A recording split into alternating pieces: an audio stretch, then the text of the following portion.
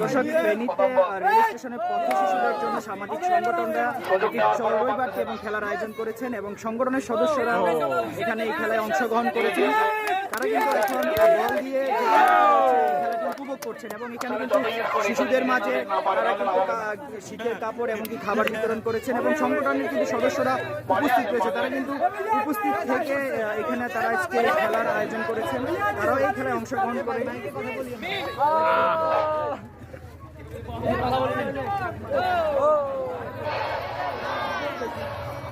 আসলে আমরা দেখতে পাচ্ছি যে একে একে সংগঠনের সদস্যরা আসছেন এবং তারা কিন্তু একটি বাস্কেটে বল ফেলতে পারলে তাদের জন্য রয়েছে আকর্ষণীয় পুরস্কার। সেজন্য তারা চেষ্টা করছেন যে বাস্কেটে বল ফেলানোর জন্য, কিন্তু এখনো পর্যন্ত আমরা দেখতে পাইনি যে একটি বলও ফেলতে আমরা দেখিনি। একজন বল ফেলে দিয়েছেন বাস্কেটে, সে কিন্তু খুবই আনন্দিত, আবার আরেকটি ট্রাই করছেন।